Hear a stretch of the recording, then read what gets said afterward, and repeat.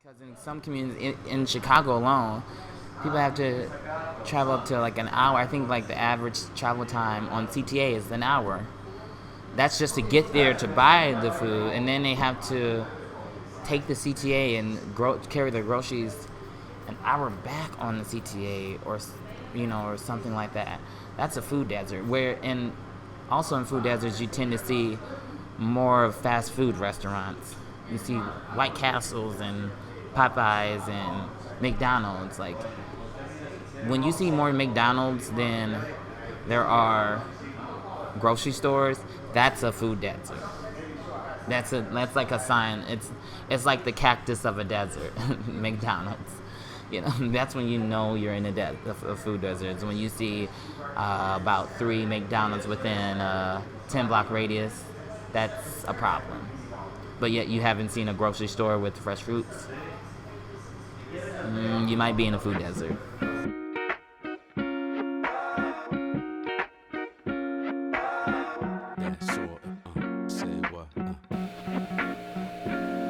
He appears on the border chosen, near the border posted. Hear the offer, clear the orders, here before we coasted. Cabernet from 94, beer to pour from another ocean. You cats posing with the sword of omens. Welcome to Strong Enough, the podcast exploring the minds of millennials of color and how they go about the world. I'm Olivia Ashton, your host. This is a vessel for that cosmic signal. We translate the program, concept simple. Dance along ecliptic, prance around the world, take the form of mystic and dress realistic and speak a naked truth under mischief. McDonald's is the cactus of the food desert. That was Silas, a 23-year-old gay black man. He considers himself to be a glam hippie, a fashionable tree hugger pursuing a degree in environmental studies. What does being black and gay and fashionable have to do with environmental justice? Absolutely everything. On this episode of Strong Enough, we'll be talking about geography and how the places people of color live and the resources they have access to reflect the politics of the area. What places do we call home, and what places do we wish we could call home? Truly, I can't think of a better way to start investigating the minds of young people of color, but I can't tackle such a big topic on my own. So I met up with Javi to discuss just why the physical spaces people of color live in are so critical to their mental health. And I really wanted to talk about this kind of subject because this is in part how this whole project idea came together, which is how important it is as a person of color to understand where you live and how much of that shapes you. So I'm a military brat. And my parents actually, even though they both grew up in Chicago, my dad was in foster care. He kind of bounced around the South Side. I think he spent the most amount of time in Chicago Heights. And my mom was, she was closer in the city. She grew up in the Robert Taylor Homes projects. They didn't meet until they were in the military some years later. And then because of that, we moved around a lot. But it was mainly to the same kind of rural white areas, always either on the base or very close to the base. So my imagination of Chicago was mainly just the South Side. That's all I knew. My grandma was in West Roseland, and she's pretty much like the matriarch of the family. So if anyone's coming together, usually everybody's meeting up at her place. So that just became my only idea of Chicago, was certain holidays or in between moving to these different rural Midwestern or Southern spaces, we would stop at grandma's. So there was a big difference between the street that I was living on and the schools that I was going to, and then what my grandma's street looked like. But it probably wasn't until we moved to Southern Illinois. I think I just turned 7 that's when it became more clear to me what your socioeconomic status can look like to different people. So it wasn't until that point that for one, it was the first time that we didn't live in base housing. My dad made enough that we were finally able to get like a real suburban house. And I remember it was in this new development and there was literally nothing in the area. Like it was just fields of grass for miles. It was like a good 10-15 minute drive to like get to a grocery store or get to the next town. And even the neighborhood that I was in, it was really only like 2 streets and a cul-de-sac. And then there was all these empty lots where they were starting to build these homes. And now it looks completely different. Yeah, there's stuff everywhere. But I think that's the reason why we were able to even afford that house, because it was really huge. It was a 2-story.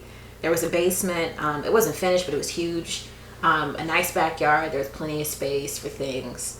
We had an extra room in the house.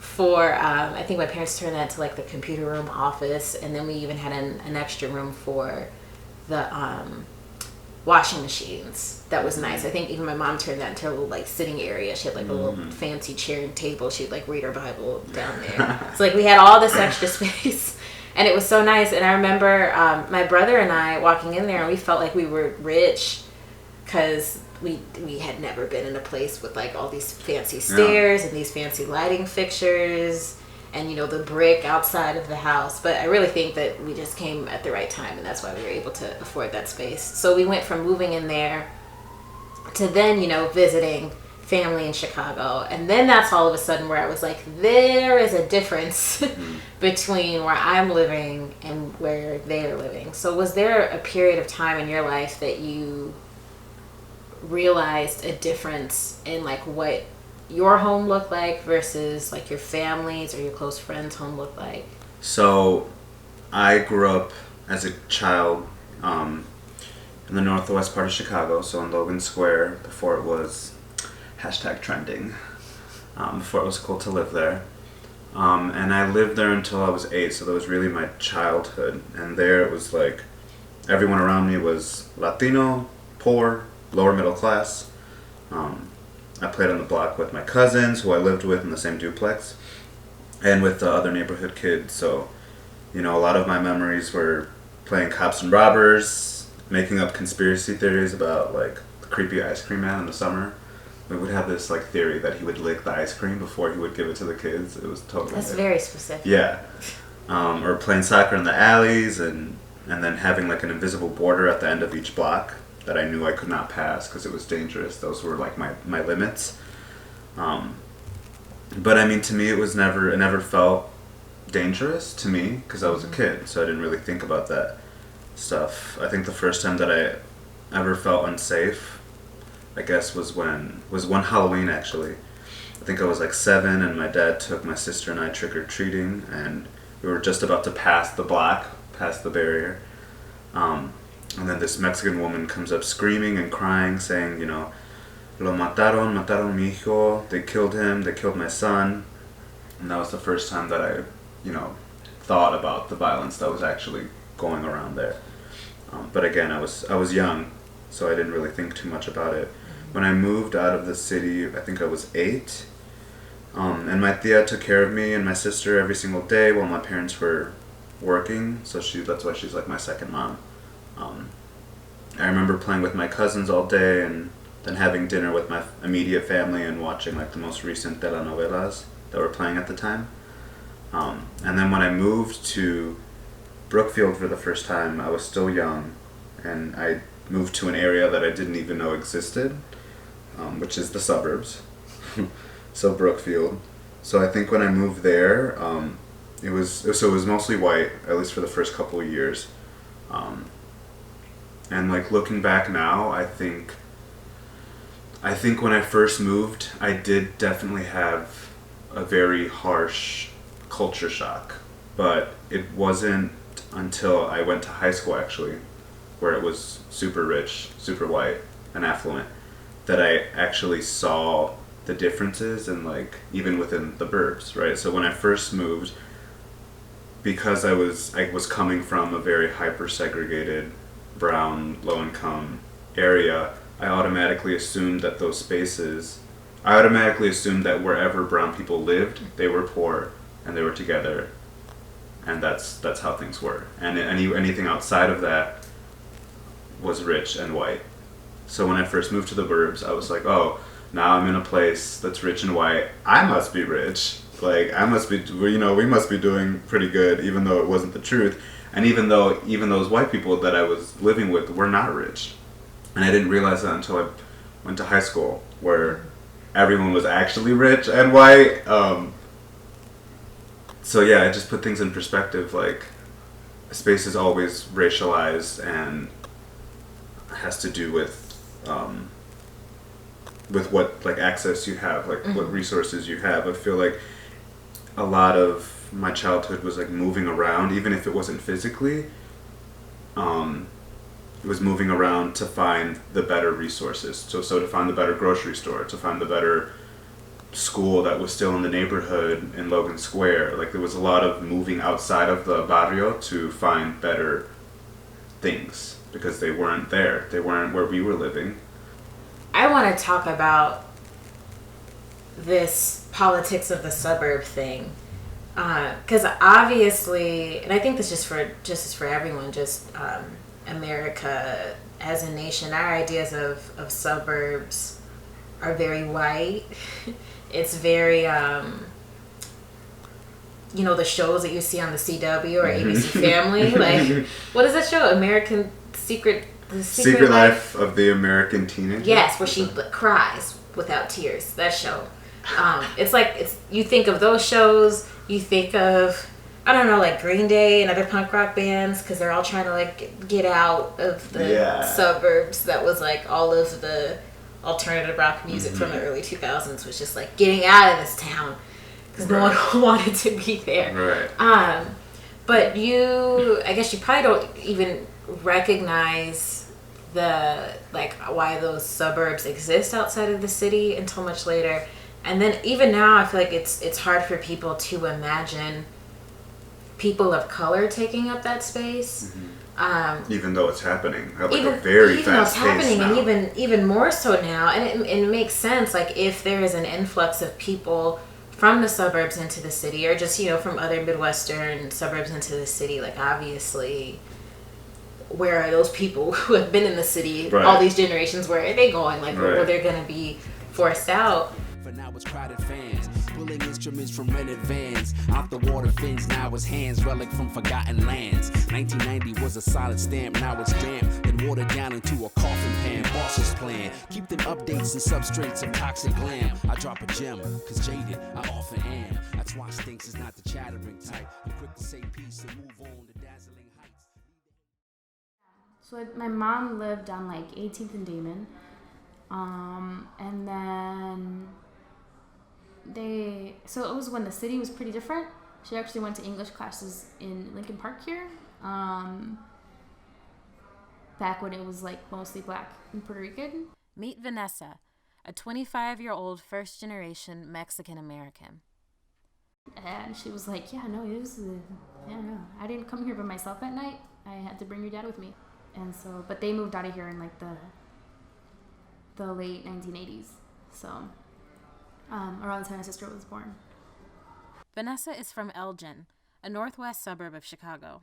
The suburb has a fairly large population of people of color and a wide range of class status. Vanessa said the city's main divide was east and west. The east side was the newer side of town, with ongoing construction on new developments. Cul-de-sac type of homes. The west side was much older.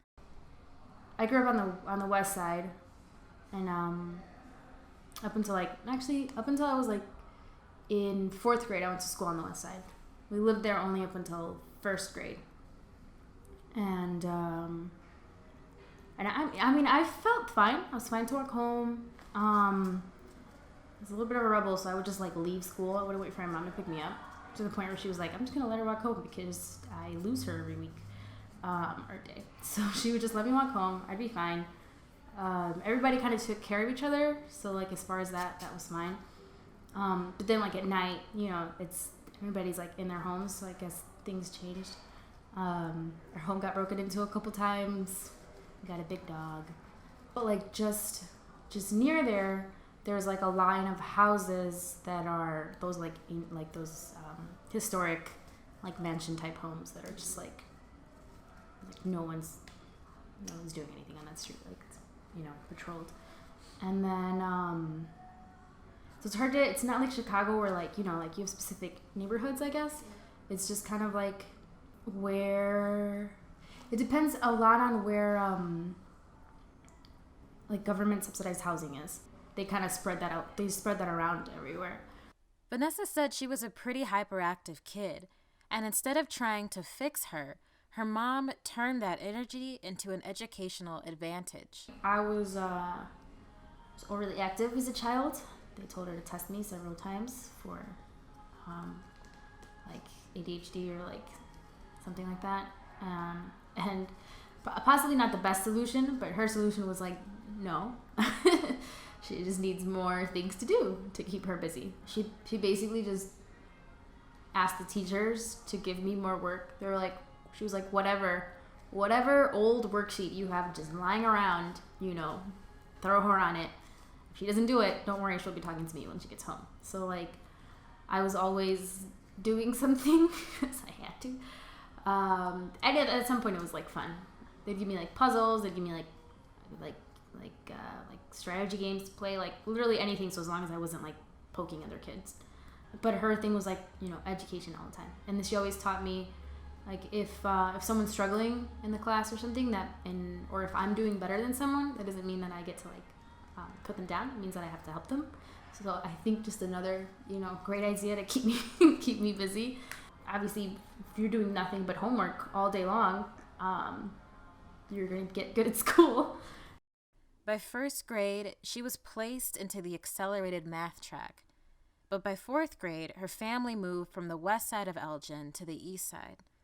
She was enrolled into one of the least funded middle schools in the area, with a reputation for quote-unquote problem kids. Although she was already an advanced student, with no record of her former progress, Vanessa had to convince the teacher herself that she could test out of the basic level courses her new school placed her in. And they're like, well, you know, we just need to like get to know you, blah, blah, blah, like get to know your skills. And I'm like, no, you need like a placement test because I'm going to lose my shit. Like you need to. I probably didn't use the word shit. But you asked yourself as a kid, yeah. asked your teacher, like, wow. Well, at that point, like it was like so uncalculated. Like I knew it was gonna keep me out of trouble as a kid, and that was these courses. Like this was gonna keep me busy in the classroom. This was gonna keep me busy at home. This was gonna keep my mom happy. She was able to prove herself, and by 9th grade, she entered a prestigious program called the Academy. So everybody starts freshman year, and then people drop out. It was like there was like five Latinos coming from like Larson Middle School, which is on the east side, and that has like a really bad reputation as a middle school, like violence between students and like but that also had like it's called School Within a School, which is like another type of academy type program, except not as rigorous. And that was now that I think about it, Elgin had like all these like little programs for its gifted students, like it's, you know, more academically forming students, all throughout, from like first grade to high school, like all the way through, because a lot of those students had been in SWAS. The ones that were in SWAS in middle school were in SWAS in elementary school, starting at like 3rd grade. And I was in like a math accelerated program, like 1st through 3rd grade when I was in that other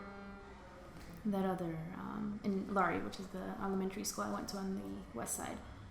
And then yeah, so it looks like, gosh, that's so weird to me. It's so weird to me knowing now that I like, just like the distribution of resources and like how important it is to pay attention to like every student and like not just like sectioning off these like higher performing students, but like using them in the classroom to help other students, or, you know, like just a better models of this. It's troubling. Were you completely separated from the other students in high school? In high school, yeah.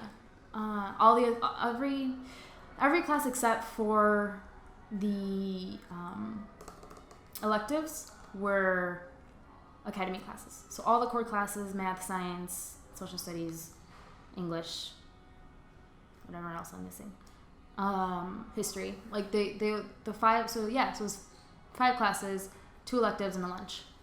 And so those 2 electives, if you wanted to, were also like really all academy kids too. The socioeconomic and racial makeup of each SWAS program was worth noting. The program at her middle school was fairly new, and so the demographic reflected that of the school, predominantly Latino and low income.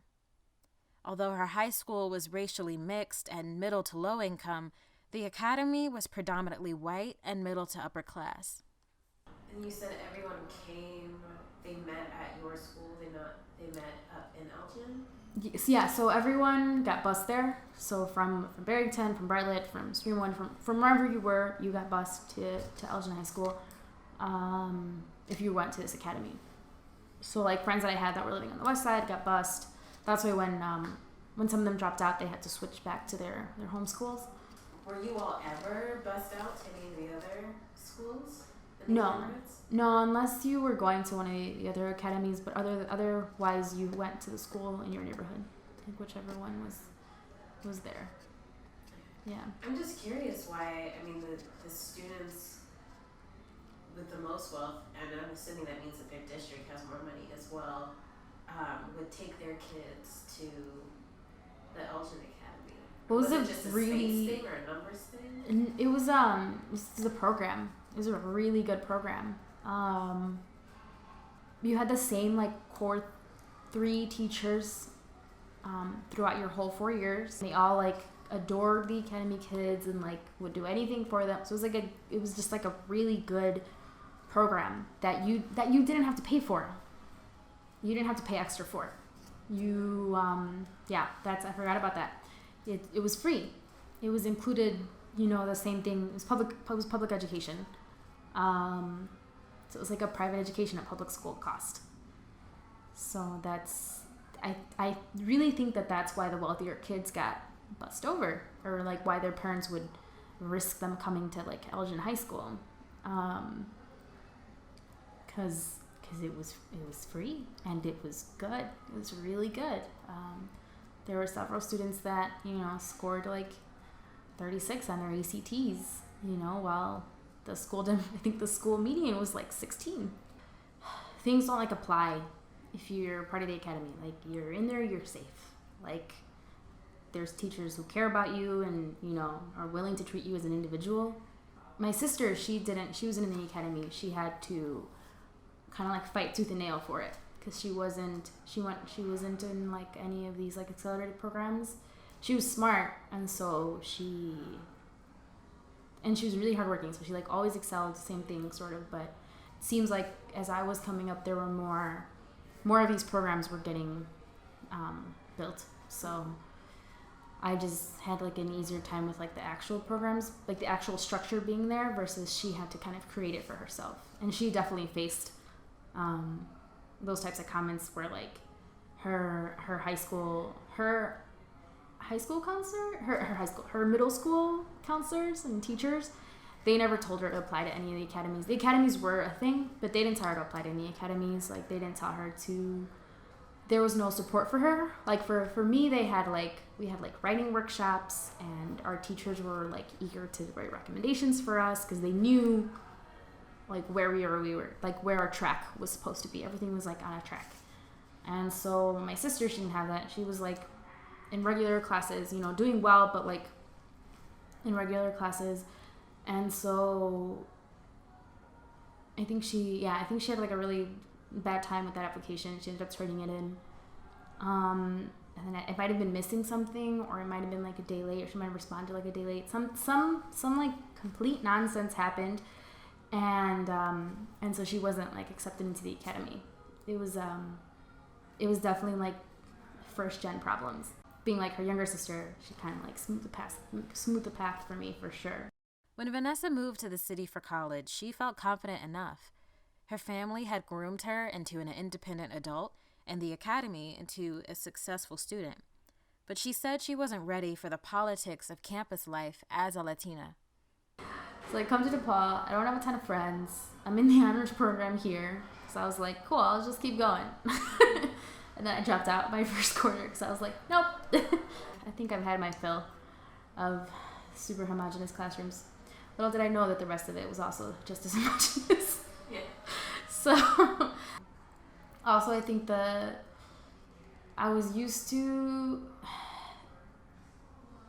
this was a box that the suburbs did hold, is like you are either this like high achieving like Latino or minority, or you weren't. Like there was hardly ever an in between. Even if you were in honors classes, it didn't mean that you were gonna go to college. You had to be in the academy, you know? And so it wasn't, I don't know, it was just, it sounds fucked up. But it was weird coming to DePaul and seeing other Latinos that were also like me, other minorities that were, you know, not, I didn't feel like whitewashed, but I was called whitewashed when I was in high school. And I was like, I speak Spanish better than all of you. Like, what are you talking about? I was like, I have to talk to my mom in only Spanish, translate everything. You know what this is. First immigrant, like first generation here. Shut your mouth. And so, but I was called like, you're acting white, you know, all this stuff. So it was weird coming into DePaul and being like, oh, like this is, I guess, the norm here. Like, it was, and in the same time I was like, fuck, like it became even more realistic how messed up this track system is, because, you know, probably that's what happened to everybody else. You know, you take these high achieving minorities and you funnel them into the college, and then everybody else tech jobs or stay in like the small town and, you know, figure it out somehow, or like community college maybe later. And a lot of my friends are still in community college like 6 years later. I started having like anxiety problems though, because I still felt like a fish out of water. At this point, I was also a little messed up because of 4 years of this, of dealing with, you know, the same pretentious, condescending, you know, quote unquote gifted white kids in my class every single day for 8 hours a day. I grew a definite resentment of it. And so I was like, it was difficult for me to want to make friends or take people seriously until I like checked that. And I was like, okay, I need to learn how to get out of that mindset in high school where it's like, if I'm not performing, I'm not a person worth investing in. And so it was like, I don't know. So that's when I started having like kind of like anxiety attacks, because I was like, I don't have like my teachers like looking in on me and making sure that, you know, I don't have my like nice little like, because even if the students weren't like great, I still had my friends outside of class, because I actually did hang out with people in the high school. They didn't really, they just kind of hung out with each other. And I'd have my teachers like being like, oh, you know, how are things at home? How are you doing? You know, blah, blah, blah. Like, yeah, my little community was gone. Since she graduated, Vanessa has been living in Pilsen. The decision to move there was based on a few very important factors. I don't want to go back to Elgin. There isn't a lot of opportunity there for like my skill set or what I want to do. So I need to stay in the city, but at the same time, I'm finding myself kind of like trying to find like a new community of things that matter to me, the people that matter to me, like kind of like trying to find my Elgin in Chicago. And so that's Pilsen. Like it's yeah, like after being at DePaul for so long, I'm a little tired of bros, so I wasn't gonna live in Wrigleyville or Lincoln Park. Just couldn't do it anymore. And I don't know, it's nice to walk outside and smell tortillas just in the air. On the weekends, there's always somebody grilling. There's always like families on the porches. Like it feels like home. Like it's not like it wasn't like DePaul where I had to like create my community, it feels like it's already there, and I'm just like coming home. Like I just, even though I don't like know a lot, like a lot of people, like I know my neighbors. I lived in that apartment for like 2 years. I didn't know anybody. Like I didn't talk to my neighbors. I didn't talk to like anybody down the street or like around, like everybody just kind of came and went in their own worlds in Lincoln Park when I lived there. And here, like I've been living there. It's only gonna be 2 years this December. But first year in, like I knew the families around there. They'd say hi to me. They'd be like, oh, like watch your car, like street cleanings tomorrow. Like just like regular stuff that I feel is like necessary for my mental health. Stinks is not the chattering type. You're quick to say peace and move on to dazzling heights. Leave the haters at the gate, they're not traveling right. Don't show flair, can't compare to its battering bites. It's polysyllabic, multi-dynamic, capturing sight. Slightly mechanic, running with panic, rapture and dite. Lightly go tantric, almighty show antic. He the master of mics, a master device who mastered his life.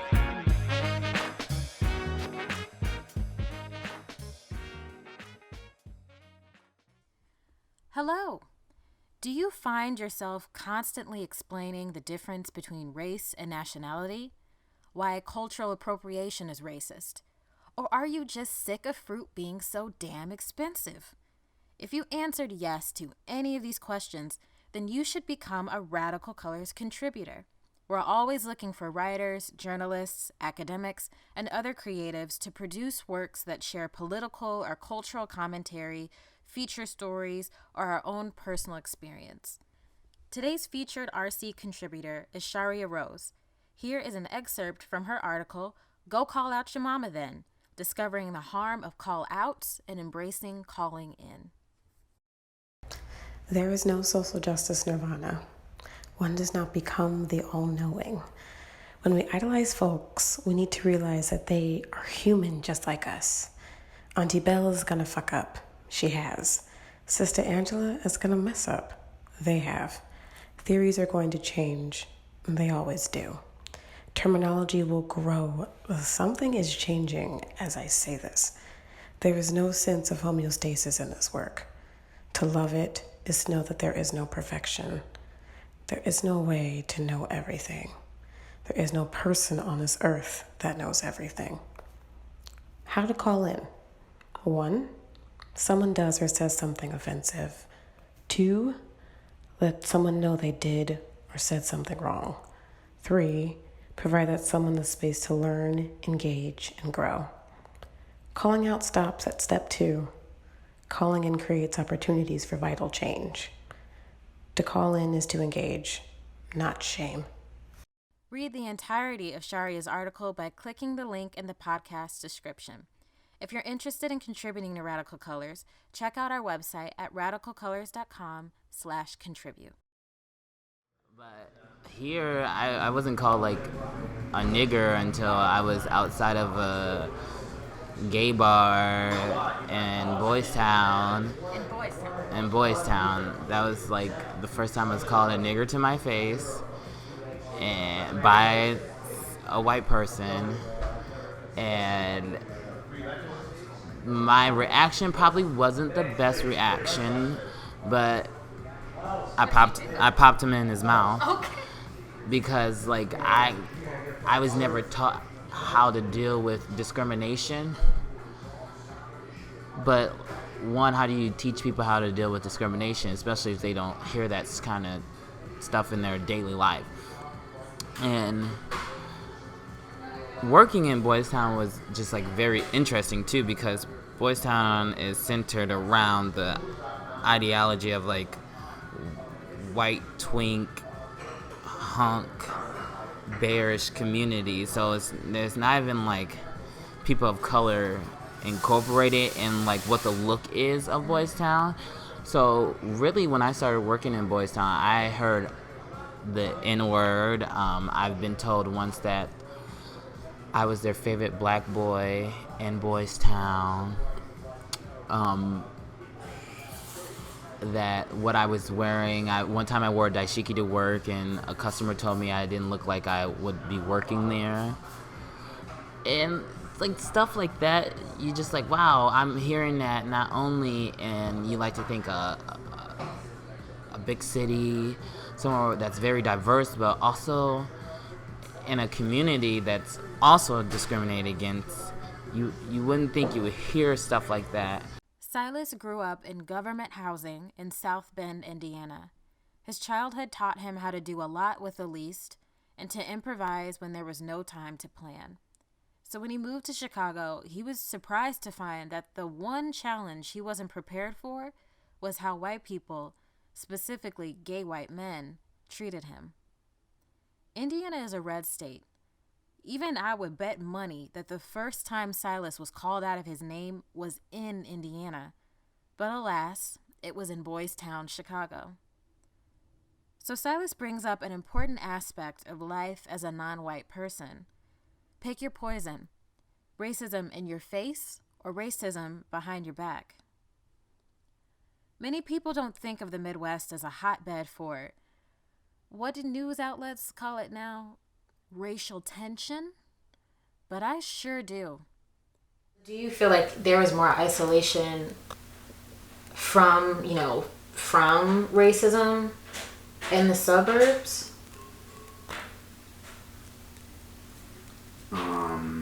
I feel like there's more isolation from racism in the suburbs. I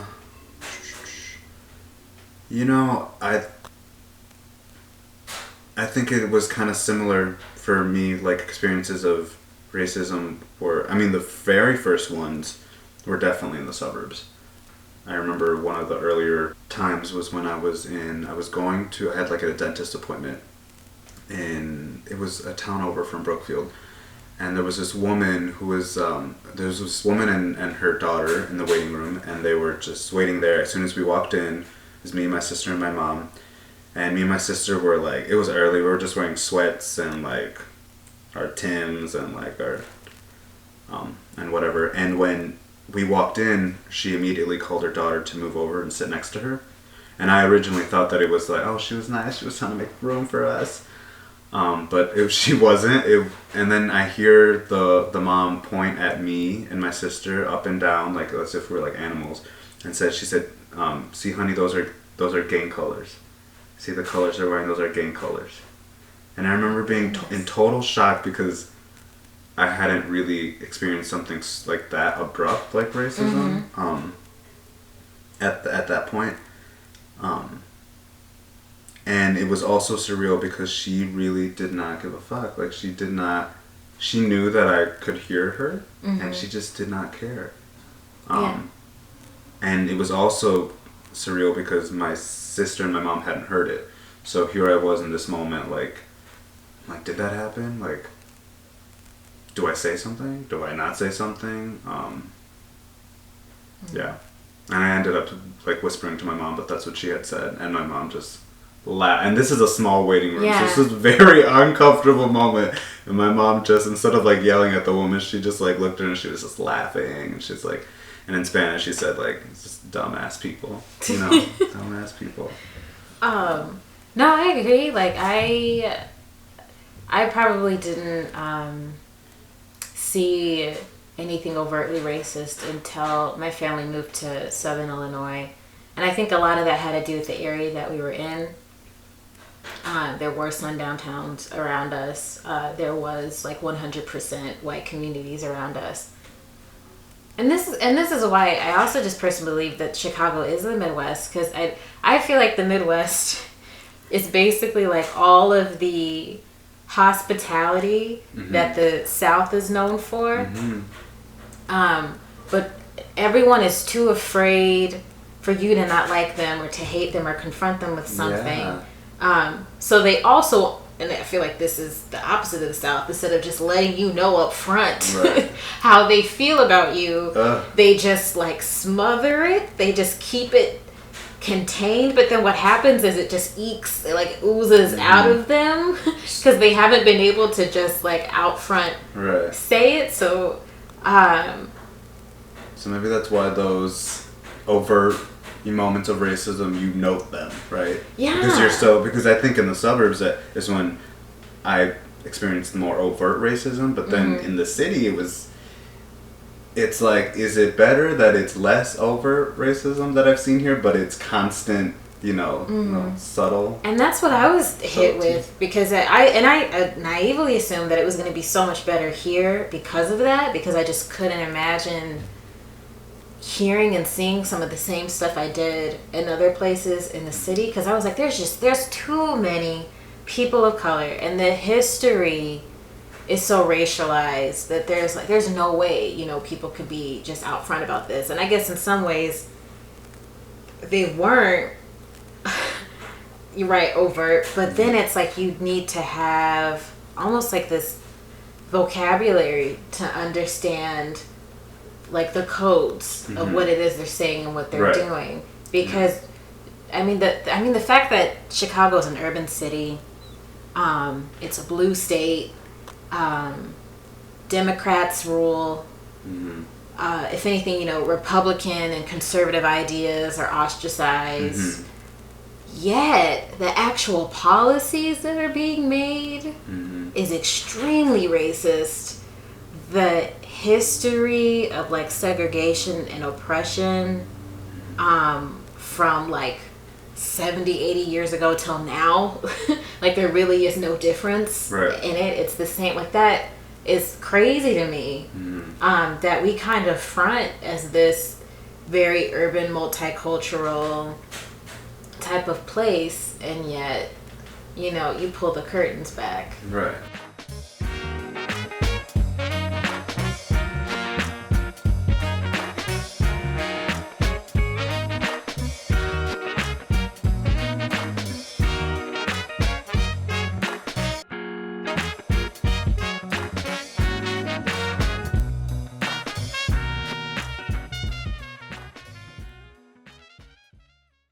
Also, like, I'm straight up a tree hugger. Listen, I love falling asleep in a field of grass with the sun like shining on me.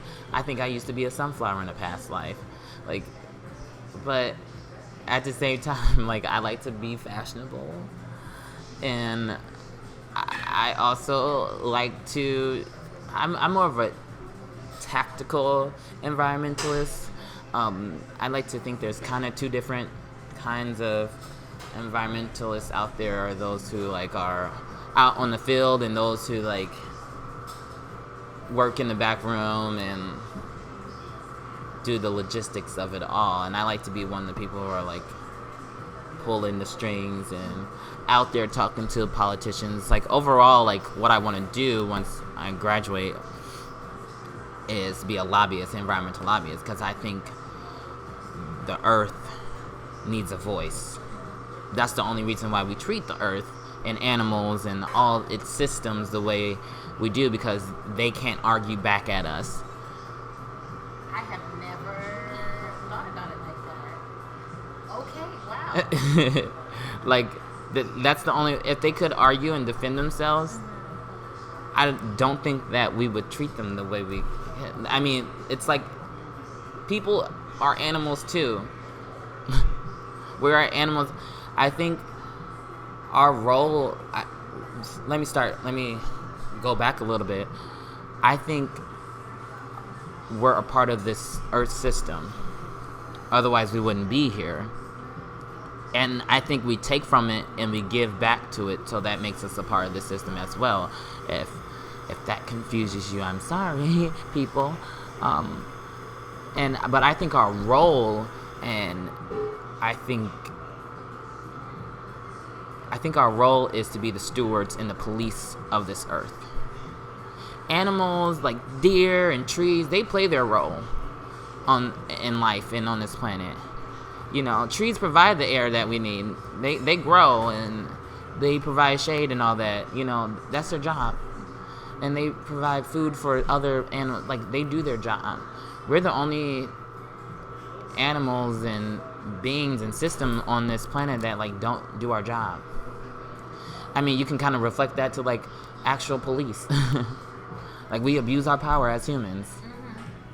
We conquer, and and when somebody questions that, we're like, oh, this is just how things are done and how we've been doing things. Well, Silas first became interested in the environment as a kid watching Captain Planet and the Planeteers. the mid-90s cartoon about a superhero who saved the planet with kids of every color. He was also greatly influenced by his religious upbringing. Some of my beliefs is a little bit of religious. I grew up in a Baptist church, and like I said, my grandma's a minister, and I told her I did a presentation once for a class about environmentalism within Islam, Judaism, and Christianity. In all those religions, there's some type of wording or rules on how to basically be environmentally conscious and take care of the planet. And I told this to my grandma. I said, God created Adam to tend to this planet, literally to take care of his creation. That's why God created man. It says that right in Genesis. Like, not even like that's like the first couple of chapters is just like why God created Adam and Eve. Is to take care of the planet, to the animals and trees, like to name them. And we are God's gardeners. And me saying that, she was like, wow. Like, I just opened her eyes up to that. She was like, wow, you're absolutely right. You know, she couldn't argue with that. And I firmly do believe that with the little bit of, you know, religiousness in me. If there is a higher power, like, you know, we are here to play a role. It's to take care of one another in this beautiful creation we call Earth, or Gaia, or whatever else you want to call it, you know. That's what we're here for. And I think it's a disservice to whoever your higher power is, or if your higher power is yourself, is to not take care of this planet, because it does not benefit anyone. If you trash it, pollute it, like, not only does that just make you a terrible person to like knowingly and willfully do something like that, it just makes you not, to me, it makes you worthless, because what good have you done to anyone, or not even yourself? If corporations are legally people, then they are some really self-centered, irresponsible people. I think it's really funny that all these big corporations, you have like Shell Oil, all of a sudden they're like advertising for the past year or year and a half. They've been advertising that, you know, they're investing in green technology and all this and that, and it's like, y'all don't have money forever. Y'all are an oil company, billion-dollar business. You telling me you're just now investing? Like, they've had the opportunity to do so for so long, but not until it was profitable for them did they just now start being environmentally conscious. And it's like, okay, how does that make, like, I'm thankful that you're doing this, you know, better now than later, but that also shows that, like, we need to really look into, like, our politicians and in these big organizations and tell them, like, y'all have the ability to build better and healthy communities. Y'all just don't want to right now because it's not making you money right now. I can't stress enough just how passionate Silas is about environmental justice. So I asked him if he could pass legislation to change 3 things that affect the environment, what would they be? Yeah.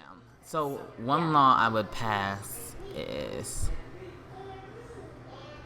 the requirement of just like environmental sustainability to be taught in schools. At every like elementary, intermediate, high school, and college, like, it just needs to be taught. That's something, because I think that would make the most effect. You know, just creating more environmental soldiers. Like, let's go. So that's one law. That'd be like the first one. I'm big on just like educating people, and they'll do the work from there. Give them the the the, the resources, and they build what they want to with it. I think I would pass a law for more local businesses who tend to do more environmentally conscious things to get tax breaks, because a lot of times, like in Cook County, right now we have that sugar tax that don't help small businesses, like that ruins small businesses, and small businesses are the ones that are keeping your streets paved, your streets cleaned, so on and so forth. These big businesses, they don't have to worry about that kind of crap. They get more tax breaks than hell. They don't, like our president, they don't pay their taxes pretty much.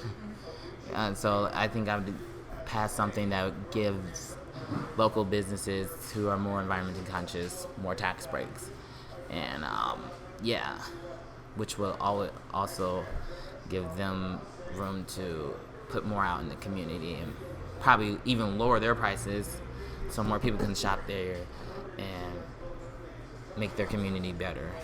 I'm all about building communities, building better and peaceful communities. A third one, it's like I'm trying to like think of like, because I could get real petty. Like I just like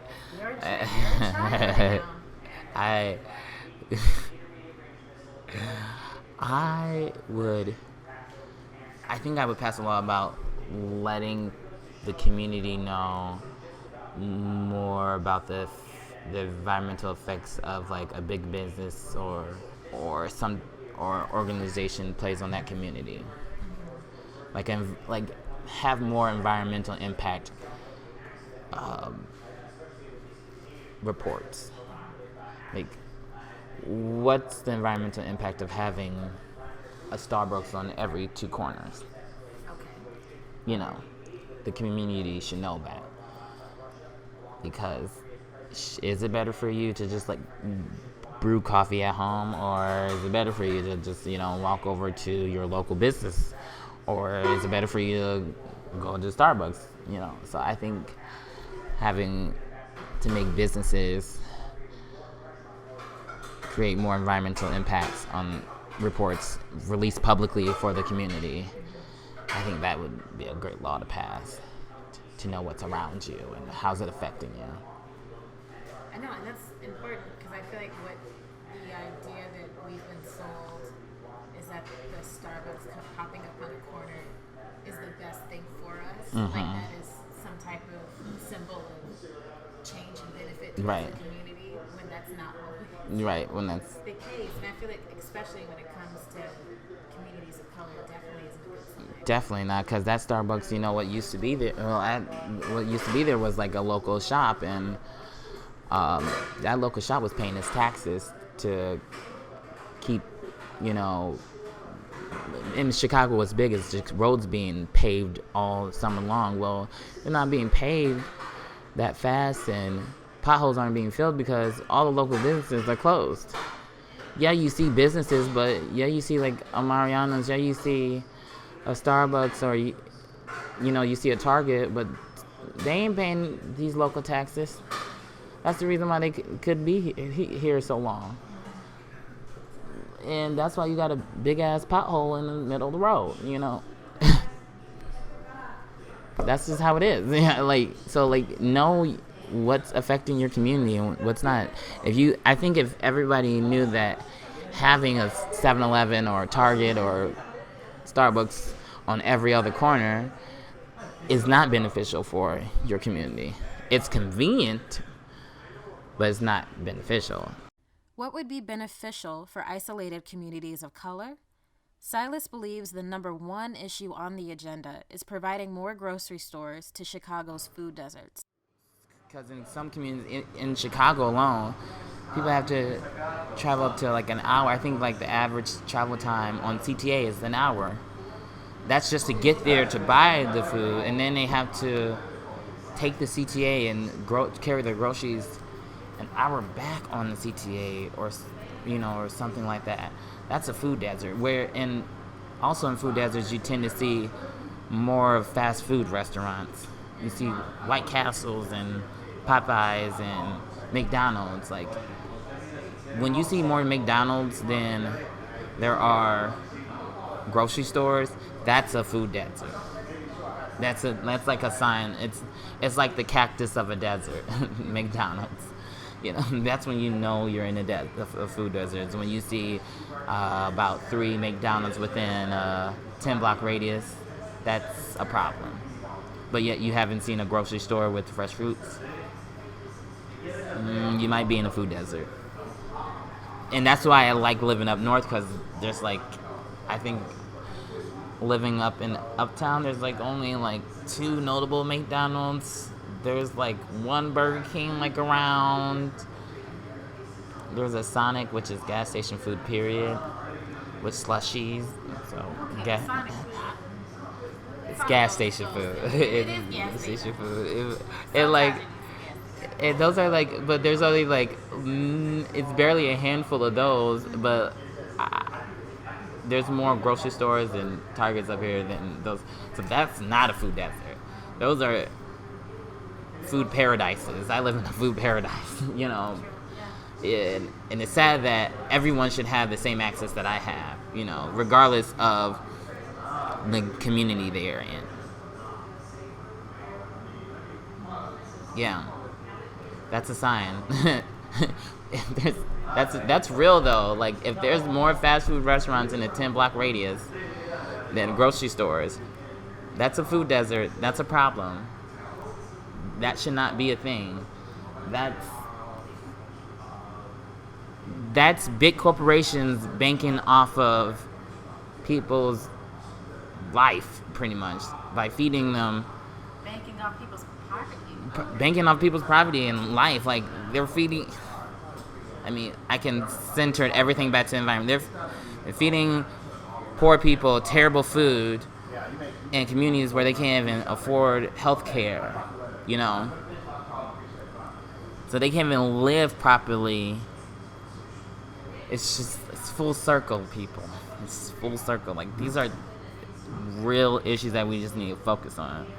If in modern days, if we're not gonna give everybody healthcare, at least provide them a grocery store to buy healthy foods for. At least. It should be a preventative right. type of care. Give them a fighting chance. Because,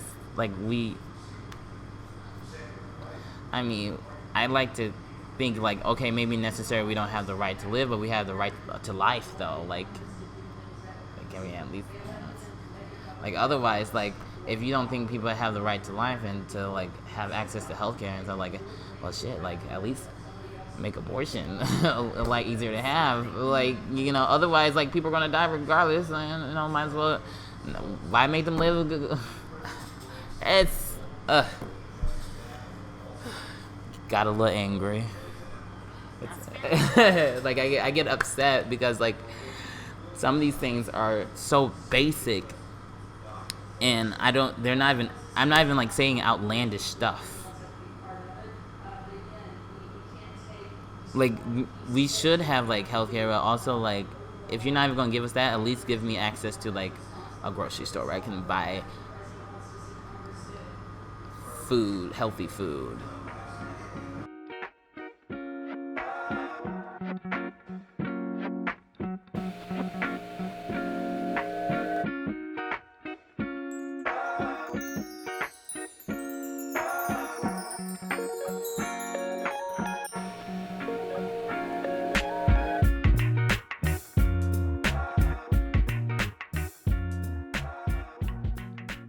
How are we doing, y'all?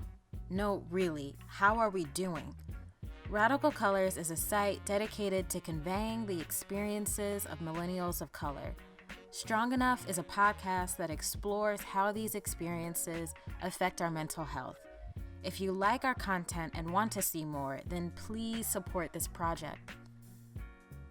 To make a donation, visit our site at radicalcolors.com/donate. We are a completely independent news site, and no donation is too small. If your bank account isn't set up for that kind of life just yet, we understand. There are so many other ways you can support Radical Colors. You can submit your own work to be published, like articles, personal essays, research papers, poems, etc. You can recruit other people to submit their work. You could forward us great content you find online or IRL. Suggest ideas for the site, tell us what you want from this site, engage with us on social media, and share all of the above with your friends. For more information about how to contribute to Radical Colors, visit radicalcolors.com/contribute. You can reach us anytime at radicalpoc@gmail.com.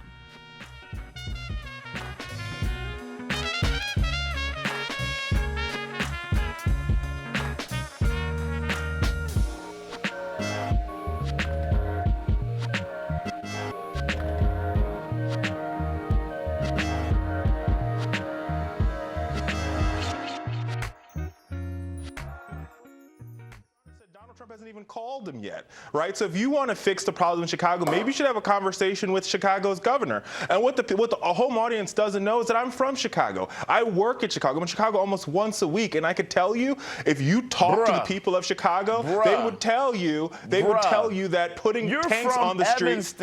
Richard, you're from Evanston. In order for you to know what the weather's like in Chicago, you gotta read the newspaper. Week. You're not from Chicago, That is not true. So let's be very honest. No, you're not from Chicago. So I don't think it was until, my first year here, this is 2012, that I learned about like the politics of that, of being able to rep Chicago or not being able to. Which a part of the reason why I didn't know that is because I didn't even realize how big Chicago was until I started school here. Because pretty much the only places I had been are like South Side up to the Loop. As far as I knew, was as soon as you went north of the Loop, you were in Wisconsin. Like I didn't know, I didn't know that there was so much more. So it wasn't until I had more time like going around the city that I was like, okay, this is how massive it is. Mm-hmm. This is what the quote unquote good areas and the quote unquote bad areas are. Mm-hmm. So I didn't know that you could be so spread out from other people and yet still rep the same city and still say that you're from the same city. And I always feel kind of weird about it. Obviously, I've never tried to claim Chicago ever. This is not where I grew up. Even though I will say there's plenty of people that assumed that of me, and I think that just has more to do with reading my blackness and assuming that I must be from around here. But what I have noticed is specifically suburban white people almost trying to use me to make themselves feel more connected to the city. So like, I'll give you an example. I can't remember where I was, but I was with these group of young women. They were all white, and someone was asking us like if we are from Chicago, because they assumed since like we were talking about the area, like we knew it really well, they assumed that maybe we were all from here. Right. And there was a moment of pause, and I'm pretty sure they were trying to like figure out a way to explain it, because the person that we were talking to was from out of state. So it's not like they could specifically name a suburb and they would know where that was. So I could tell they were kind of trying to figure out like, how can I get you to understand exactly where it is I'm from. And then I remember like one of the women was just like, oh, well, we're all from like Chicago, like suburb type of areas, but like Olivia, like just put me on blast, like except for Olivia, like she's whatever. And I can't remember what she said, and I think she joked something about that, and I just made fun of myself. I was like, yeah, like I'm a military brat. I was like, my parents are from here, but like I'm not. Mm-hmm. And the one was just like, oh, and we just kept talking, but I thought it was so hilarious because I was like, yes, you're from the suburbs. Like, that's a huge deal that you're from the suburbs and not from the city. And then also, like, how dare you use me to try to, like, boost yourself up? Like, so, because to me, it felt like I have a little bit more Chicago credibility than you do. Right? And I think that's why people get, feel some type of way when people try and claim Chicago when they're not from here. I think there's and I'm not even from here, and I felt some kind of way. I was like, you can't do that. I think it's the idea of the privilege part, right? Because right now there's just so many people, privileged people moving here to the city from the suburbs that are just about to start their whole new life and get their artist career, going and trying to live their new life. But I think that's why there's such a pushback and why people wanna, say like, oh, you can't really rep Chicago and stuff like that. And you can feel how you want about that, but you have the people that are being criticized have to understand why and why people are saying these things to you and asking where you're from, because those same people that are coming here and living here now, in Pilsen and stuff like that, we've just seen this story before of people coming and taking something that's not theirs for their own benefit. It's not surprising that people feel some kind of way about being a true Chicagoan. After all, the city is known for its realness, grit, and grind, but there is a difference between being from Chicago and being a Chicagoan. Correa, a 24-year-old queer black woman, and her dad, Mr. Neal, a, quote, man who is still living, unquote, have a complex relationship with the city. I wanted to know about their experiences in Chicago as a family and as individuals. I came with them to Mr. Neal's late mother's house, an older 2-story home in the Woodlawn Greater Grand Crossing neighborhood. They were making jam that day from the grapes in their backyard vineyard. You heard that correct. Correa and Mr. Neal sat with me and, in between trips to the kitchen, answered questions about their life in Chicago. Where are you from? Well, according to Correa, who got it from my mother, I was born in a barn in Waterproof, Louisiana. She passed out. Yeah. She was basically laying out with women from the area, and as she was having him, she passed out. When she woke up, you were born. That's what she told me. In a barn. Like baby Jesus. What was the year? 1953. Ooh. March 25th, 19... Yeah, I know. It's back there. A while A while ago. March 25th, 1953, a while ago. And what was your childhood like? Well, then I was just a little butt-naked brown boy running around trying to avoid getting bit by snakes and snapping turtles. And because you were raised by your grandparents. Yes, my mother left and came to Chicago because she was a single parent, and she basically wanted to get a job and maybe finish her education. The Great Migration. Yes, she was part of the Great Southern Black Migration to Chicago because there was very little things to do there except for pick cotton and go to school. But of course, to go to school, you had to have a sizable income because at the time, school, well, I mean, even now, college was very expensive. And according to my mother, she told me that they couldn't afford to send her to school because the cotton crop was bad that year. So they didn't make a lot of money, so she would have to get a job. Fortunately for my uncle, who was younger than her by 2 years, I think, they had managed to have a better cotton crop, and he was able to go to school even up to like 2 years and stuff like that. But she came here. I stayed there with my grandparents, and basically, she would come back as, whenever she could, like Christmas and holidays and stuff like that, to visit us. When she had financially, when she had that opportunity. Okay. Until my grandmother died and I moved up here with her. And at what age did you move up to Chicago? I believe I was 7 when I moved here to Chicago. And it was it was a difficult transition from going from, you know, like almost nobody around to all these people, you know, everywhere. But over the time I adjusted. Yeah. Okay. And what neighborhood did you move into? It was, it was Chatham. We moved into Chatham just when it was transitioning from white to black.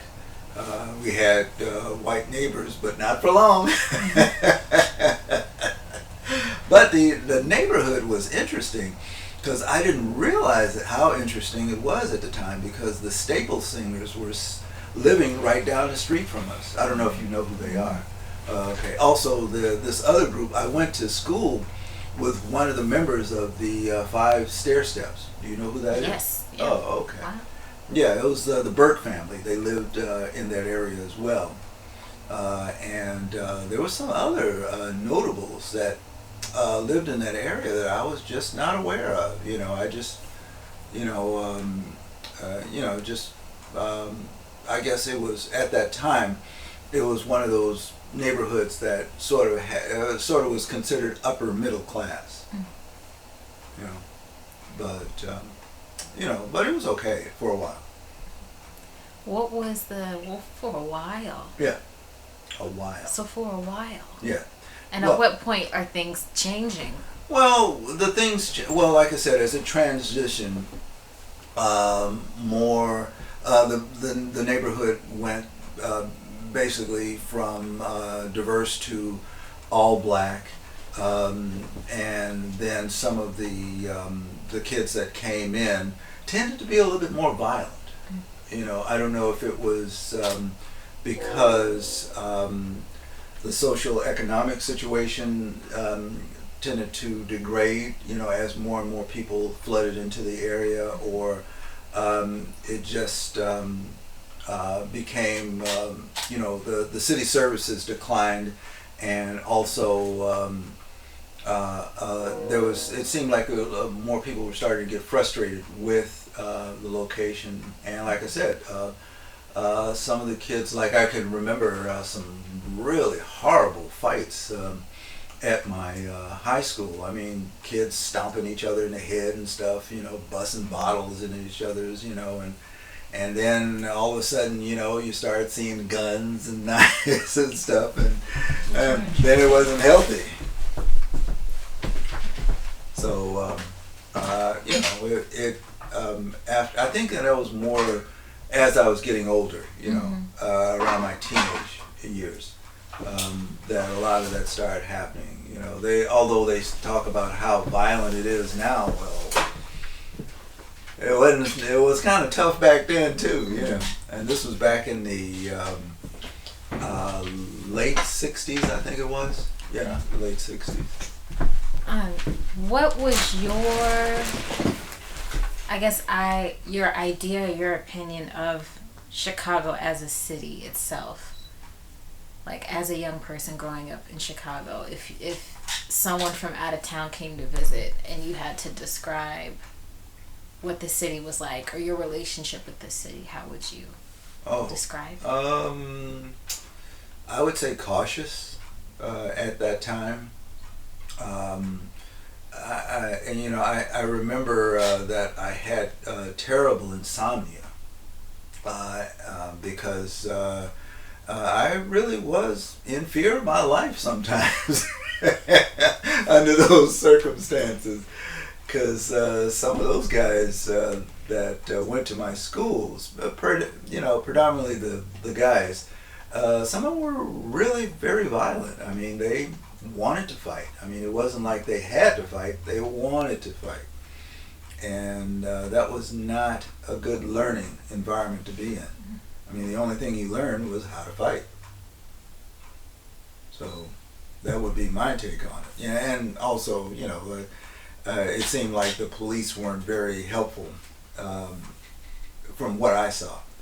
I shouldn't say that. There was a policeman who lived on our block, and I do remember one time he did sort of go out of his way to try to calm down an argument between some neighbors. you know, and I got to give him credit for that. He really stepped up, you know, but normally that wasn't the case with the Chicago, well, from my view at least, from the Chicago police. Okay. I'm gonna jump to you, Cray, a little bit. So, can you add the stir gel? 2 boxes. Sure. 2 boxes and stir? Stir and then put it back on the heat, please. All right. Where are you from, Cray? Beverly, Chicago. Well, my dad would bring me and my sister here on weekends. And then we would be at my mom's house in Beverly for most of the week. So, I mean, I would say I'm from Beverly, but then, like my dad, we would go on like 3-mile walks in the neighborhood to walk our dog, or we would go bike riding. So, I feel like this area also had a big part of our childhood too. So, Beverly, which is like an Irish Catholic, predominantly white neighborhood, and then my grandma's house, this place, which is Woodlawn, I want to say. So, no, this is not Woodlawn. This what is Greater Grand Crossing. Really? It says Woodlawn when you Google it. Oh. I just call it Grandma's. I don't know. Yeah, it's Grandma's house. Yeah, both, I would say. Okay. And how would you describe your childhood kind of navigating between these different areas? Well, when me and my sister were younger, we would always play with the kid next door, and he was black. And so it was just easy for us. Even though he was in this neighborhood all the time, this neighborhood was more like lower income. My mom was kind of more cautious about us playing around in the area, versus Beverly was very white. So I think I was trying to fit in with white people as much as possible at that age. But then as I got older, people would ask me, like people I grew up with would ask me if I lived in like the ghetto because they saw ghettos on TV. And then I had to be like, no, you've been to my house for sleepovers. But then also, like their perception of this area compared to their own, it was kind of hard to discuss it with them, because once they heard Southside, it was like, okay, never mind. Like I think in all the years I went to that grammar school for 8 years, and I think one friend came here out of all the friends I had, because most of them would just stay in Beverly. So, and what age were you that you like realized that there was a divide as far as what people were comfortable with? I think probably when you really start to pay, like third, fourth grade is when I was kind of like, okay, if I brought my school friends here, they wouldn't want to like come to the corner store with me and my dad and my sister. They'd probably be more scared because blah blah blah. Or with Beverly, it's so quiet and there's so few people of color like in the school that I went to. I feel like I spent so much time just like trying to blend in. I don't know if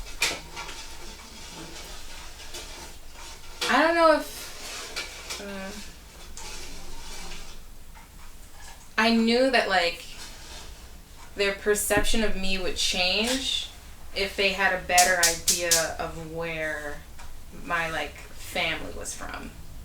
So I think around that age I knew not to be, I think I was just trying to hide my blackness as much as possible, and because this part was kind of this area was kind of a big part of my childhood, or this house specifically, I was kind of like, if I bring it up, they'll think my family's like less than theirs. So I think I kind of knew how to navigate conversations, or like diffuse conversations, around like 3rd grade, 4th grade.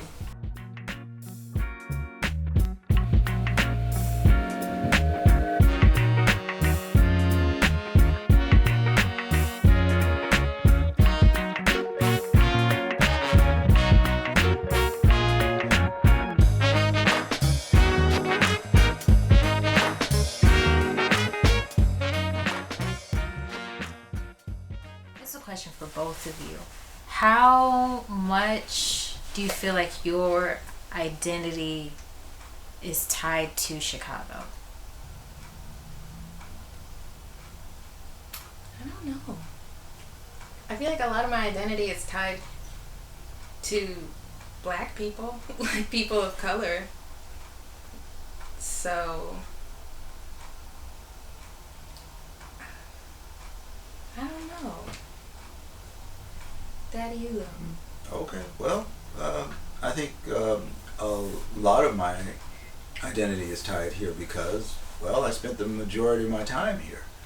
I spent a lot of time, I would say it's either between here and the West Coast and Louisiana. I spent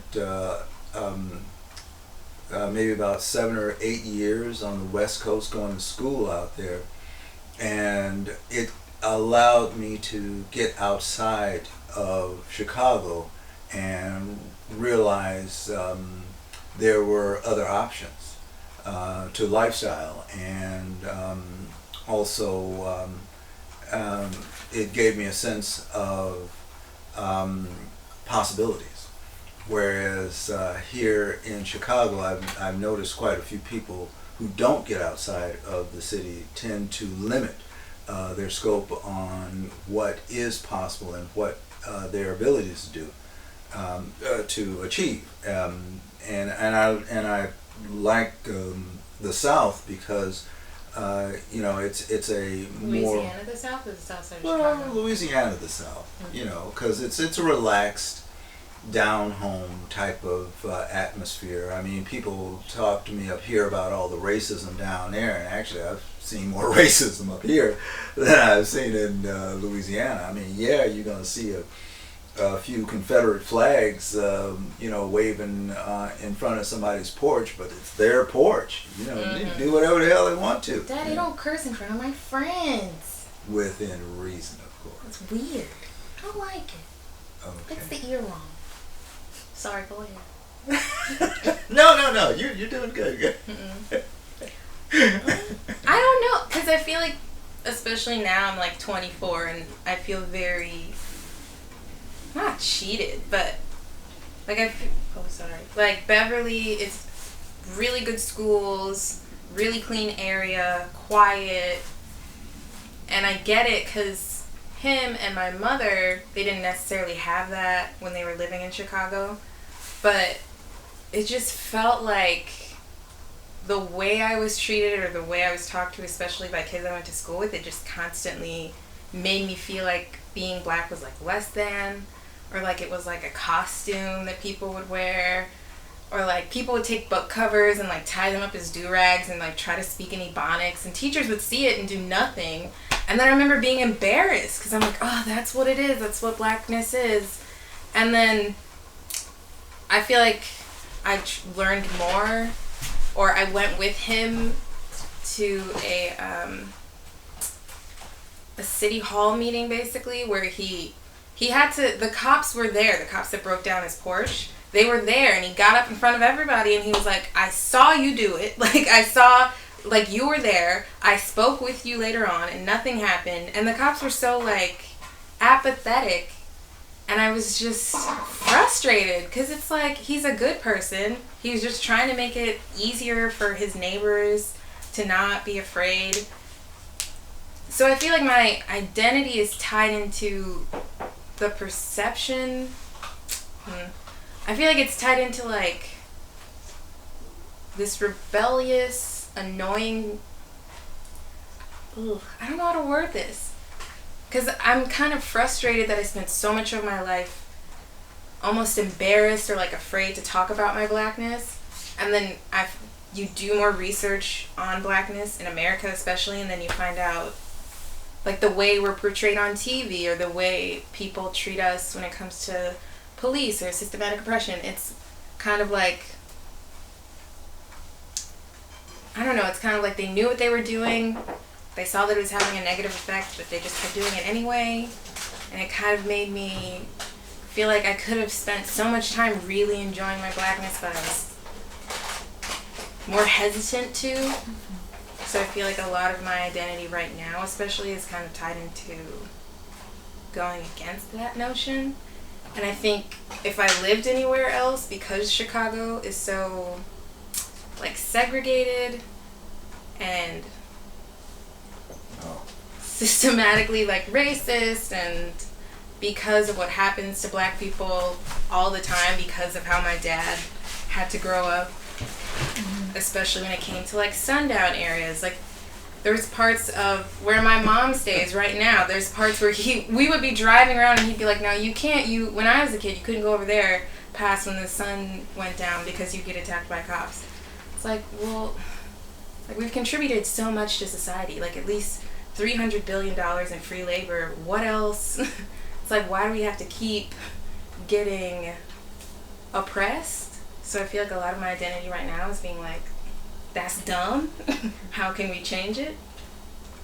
But I think a lot of that is Chicago right now. So I don't know. I feel like I'm ranting. Was that helpful? Fine. It was helpful. Okay. It's therapeutic. Yes. I feel like did you add the sugar? You gotta get it off. Did you add the sugar? Not yet. Okay. Should you add the sugar? Are you gonna ask him something now? I can. Yeah, I'm gonna add the Make sugar. it okay. Okay. All right. I mean, you kind of heard a little bit what Cray said. Yes. Is that a mindset that you try to instill in her at a young age? Well, I wanted to make sure that she got as much information as she could and also process it as, as best that she could. I know that there are certain limitations for children to be able to deal with that,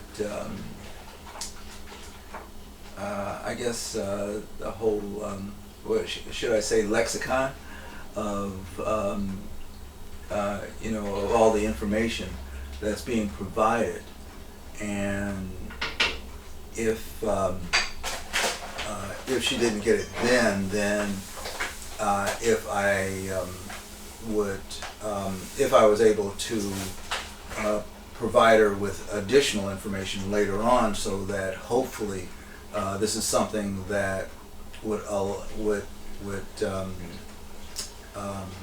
be a little bit more enlightening later on, then that was sort of my goal at the time, because I didn't want to overwhelm them with all this information, because sometimes I've noticed with some of my friends and their children, they're just full of rage, and I can't say that it's unjustifiable rage, given contribution, that we as a group have contributed, and yet gotten very little benefits, overall. But I didn't want them to grow up with that idea that, or with that mindset, so that they would be a little bit more clear on what they wanted to do as an individual as they grew into adulthood. So, once again, it just depends on how well she and my other daughter can process that information. I felt that that was more my objective here, or my goal, so that later on in life, they would have more a holistic idea of how to approach themselves and how to conduct themselves, for whatever future they may want to have. But it was still hard for us to maintain like objectivity when it came to like cops, just based off of stuff. Not like it was a bad thing. You're very honest. You're an honest parent. So then when we would be like, hey, what were your experiences like? And you would tell us like, well, I got pulled over a lot. It wasn't great. Or when your sister was in the car, a cop pulled his gun on me. And then I basically just had to make that cop feel safe. Or I was just minding my own business, and I guess I matched the description of somebody, and I ended up in a ditch with my hands cuffed, and I guess they found someone else. You were in a ditch, were you not? Like, how, you tell it to like a 10-year-old and then they're going to be like, what? This is great. I'm not gonna lie, I think this is going to really work out. Really? You were 10 years old when I Like, told we you were that? we would just ask you things and you were honest. It's not like, Okay. I mean, we would understand it more when we got older, but just, like, that was kind of scary to me that you... Because you're not a violent person, and to think like you were just minding your own business. Well, as I got older, I guess I got less dangerous. So yeah. I mean, but what were you doing when you ended up matching the description of someone else? Like you were just walking around, right? Pretty much. Yeah. Yeah, you were minding your own business with your friend. Like I mind my own business with my friends all the time. Is that gonna happen to me? Like. Well, I'm glad it did. Yeah, but it's also. I wasn't like afraid of the cops at a young age, but it kind of felt like you and Mommy were kind of like, you know. Well, I think we wanted you to be aware, right? Yeah, but at the same time, it's different if you get pulled over versus if your white friends get pulled over. It's just different. Well, yeah, and I think it goes into that thing where people, I guess, understand more about that talk that you have to have. With your kids, and I guess it's finally become more of a conversation for America as a whole. A lot of people weren't aware of this, especially outside of that came up in the class neighborhood. The other day. I mean, that it was like, really, you have to talk to your kids about how they behave in front of the police. I said, well, yeah, because they tend to be a little bit intimidated by you anyway, because culturally a lot of the white cops, they don't live in the neighborhoods, they don't know you as a person, they don't know the mannerisms, the characteristics, some of the social cues and stuff like that, and a lot of them are going to take some things as a threat. And to sort of avoid that, then you gotta do some things that, like when I told my friend of mine the story, he was like, he was shocked that I had to what happened was this they thought I stole my own car, and this policeman, he pulled a gun on me and he was like walking towards me. And I cracked a joke, and when I did that, I was, he was like stunned, he was like, wait a minute, this is not funny, but yet he's making fun of it, and he I could see the tension sort of calming, going down in him, and I figured, well, if I can calm this guy down, maybe I might not get shot, so. Wasn't Teresa in the car? Yeah, she was in the back seat, your mother was there and she was in the back seat in her baby thing, And like I said, when I told this guy the story, he was like, what? Why did you, this guy had a gun on you. What's wrong with you? So I had to explain to him that, in these type of situations, it becomes necessary to try to calm the police down. Because if you're over-aggressive or if you're demanding your rights as an individual, like any person would, they're going to get very upset. And they're the ones who have the guns. And this guy could have very easily blown my brains out and said, well, I had to do it. He was getting too aggressive, So after they searched the car and kind of figured that, we weren't dangerous, and after they ran all my information, they concluded that it was my car, and they just let us go, But it was, Do you remember where this happened? Where you? I was out in Villa Park. Yeah, we were riding around.